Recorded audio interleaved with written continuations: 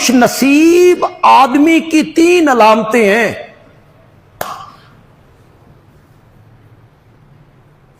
پہلی علامت یہ ہے کہ رزق اپنے ملک میں ملے، اپنے شہر میں ملے. رزق کے لیے اسے در بدر دھکے نہ کھانے پڑیں، کبھی ہانگ کانگ میں اور کبھی سعودیہ میں اور کبھی دبئی میں اور کبھی قطر میں.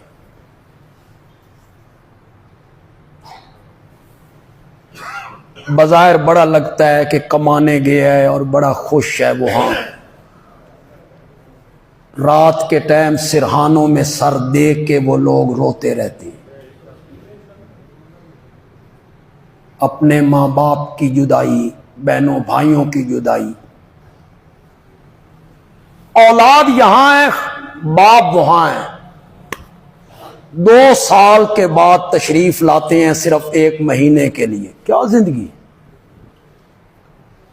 اس کا نام زندگی ہے؟ دولت کمانا، مال کمانا، یا اولاد میں رہنا، بال بچوں میں رہنا؟ یہ نعمت ہے رب کی. میرے نبی نے فرمایا انسان کی خوش نصیبی کی پہلی علامت یہ ہے کہ رزق اسے گھر میں ملے.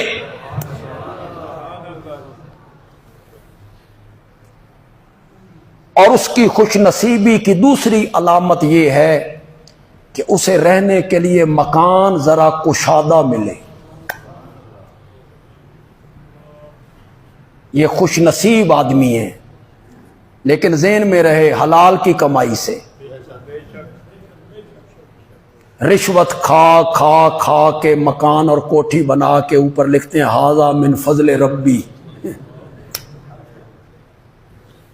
ھذا من فضل ربی.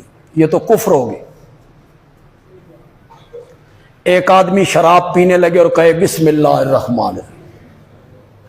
کفر ہے نا کہ حرام چیز کو استعمال کر رہا ہے، بسم اللہ سے ابتدا کر رہا ہے. سب سے بڑا مفتی جو ہے انسان کا ضمیر ہے. اس سے بڑا مفتی ہے ہی کوئی نہیں. مفتی ڈنڈی مار دے گا، ہر مفتی نہیں، کئی مفتی. یہ خدا دی قسم ہے اس کا فیصلہ کبھی غلط نہیں. یہ بڑا مفتی. کدی کدی فتوے اس کول بھی پوچھے کرو.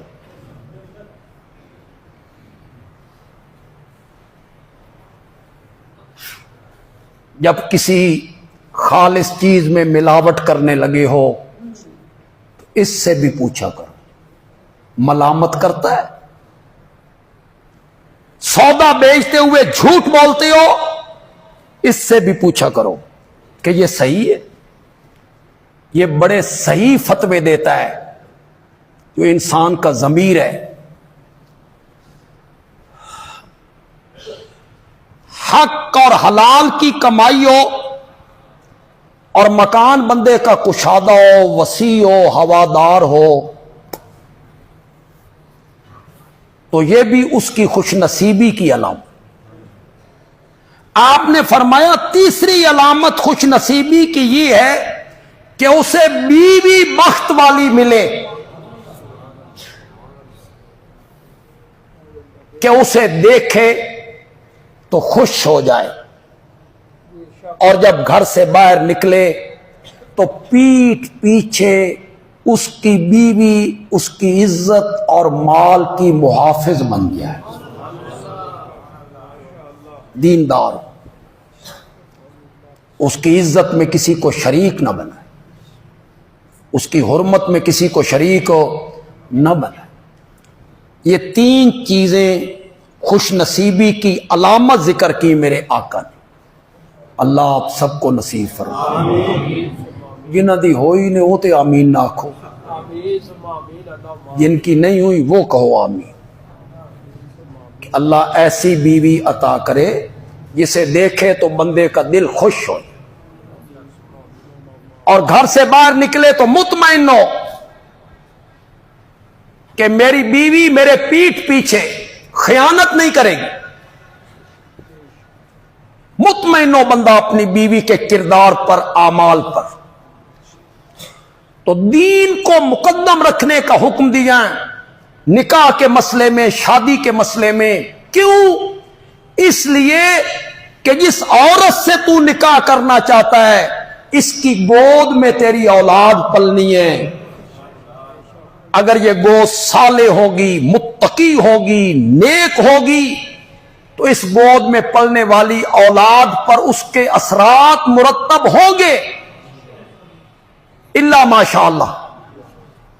یخرج الحی من المیت و یخرج المیت من الحی۔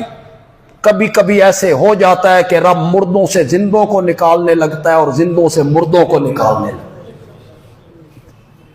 مومنوں کے گھروں میں کافر پیدا ہو جاتے ہیں، نیک لوگوں کے گھروں میں بدکار پیدا ہو جاتے ہیں، الا ماشاء اللہ۔ ورنہ قاعدہ اکثریہ یہی ہے کہ اگر اولاد صالح ہے، اگر گود صالح ہے تو اس میں پلنے والی اولاد بھی کیا ہوگی؟ یہ قاعدہ اکثریہ ہے۔ سورۃ نحل میں اللہ تعالیٰ نے شہد کے بارے میں کہا فیہ شفاء للناس، اس میں لوگوں کے لیے کیا ہے؟ شفا ہے۔ 2-3 چمچ شوگر دے مریض نو پواؤ روز، 10 دنوں کے بعد کوٹ فرید روڈ تے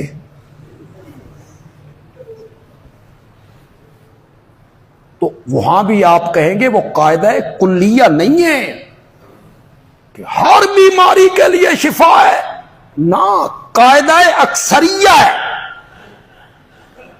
کہ اکثر بیماریوں کے لیے شہد میں کیا ہے؟ شفا ہے۔ ورنہ تو مطلق رب نے کہا فی شفاء للناس، اس میں لوگوں کے لیے ہم نے کیا رکھی ہے؟ شفا رکھی۔ اب تو آپ کو شفا تب شہد سے ملے گی جب شہد ملے گا۔ جب شہد ہی خالص نہیں ملنا، آپ کو قیمتاً کہاں ملنا ہے؟ ہمیں لوگ تحفہ دیتے ہیں، او خالص نہیں ہوندا، پیسوں سے کم ملنا ہے آپ کو۔ مل جائے تو واقعی شہد جیسی کوئی چیز نہیں، فی شفاء للناس، لیکن قاعدہ کلیہ نہیں، قاعدہ اکثریہ ہے کہ اکثر بیماریوں میں شہد کیا ہے؟ شفا۔ اسی طرح یہ بھی قاعدہ اکثریہ ہے کہ گود اگر صالح ہوگی، متقی ہوگی، تقوی والی ہوگی، پرہیزگار گود ہوگی، اس میں پلنے والا بچہ جو ہے وہ بھی کیا ہوگا؟